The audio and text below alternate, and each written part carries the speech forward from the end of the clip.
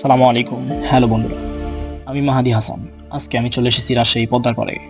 প্রকৃতি প্রেমীদের জন্য রাজশাহী শুধু একটি ইতিহাস ঐতিহ্যের শহর নয়, বরং পদ্মা নদীর অপরূপ সৌন্দর্য এই শহরের বিশেষ আকর্ষণ। বিশেষ করে বিকেলে সূর্যাস্তের সময় পদ্মার পাড় যেন এক অপরূপ সৌন্দর্য ধারণ করে। চারপাশে তাকালে দেখা যায় নদীর ঢেউ মৃদু শব্দ তুলছে, আর ওপারে দিগন্তজোড়া আকাশে লাল কমলা রঙের সূর্য অস্ত যাচ্ছে। এই দৃশ্য সত্যি মুগ্ধ করার মতো। পাখিদের ডাক, বাতাসে মৃদু ছোঁয়া আর নদীর বুকে আলোর খেলা, সব মিলিয়ে মনে হয় প্রকৃতির সঙ্গে যেন এক একাত্ম হয়ে যাচ্ছি আমি।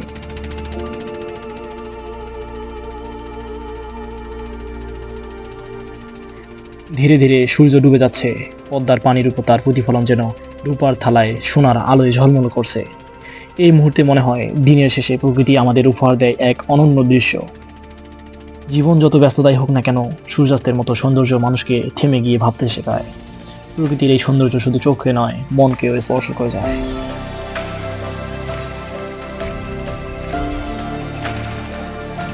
বন্ধুরা, আসলে আল্লাহ তাআলা সৃষ্টি কত সুন্দর।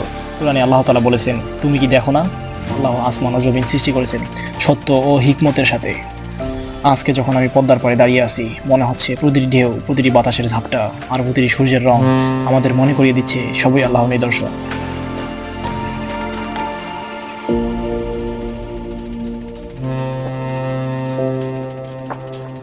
রাজশাহীর এই পদ্মার পাড়, নৌকা ভ্রমণ আর সূর্যাস্ত প্রতিটি মুহূর্ত স্মরণীয়। এখানে এসে মনে হয় প্রকৃতির বুক ভরে আছে শান্তি আর সৌন্দর্যে। ভিডিওতে দেখতে পাচ্ছেন দুজন মিলে একটি নৌকাতে ভ্রমণ করতেছে। হয়তো তারা বড়লোকস, যার কারণে দুজন মিলে একটি নৌকা ভাড়া করেছে।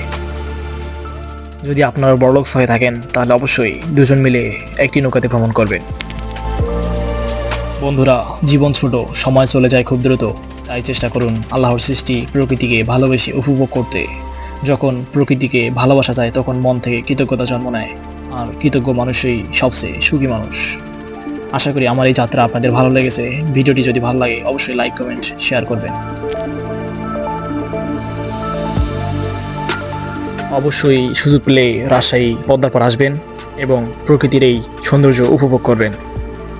ইনশাআল্লাহ আপনার মন ছুঁয়ে যাবে এই প্রকৃতির অপরূপ সৌন্দর্য দেখে।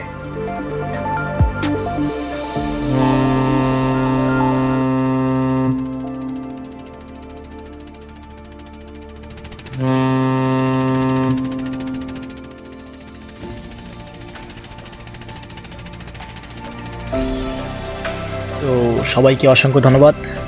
ভালো থাকবেন, সুস্থ থাকবেন। দেখা হবে আবার কোনো এক নতুন ভ্রমণের ভিডিও নিয়ে।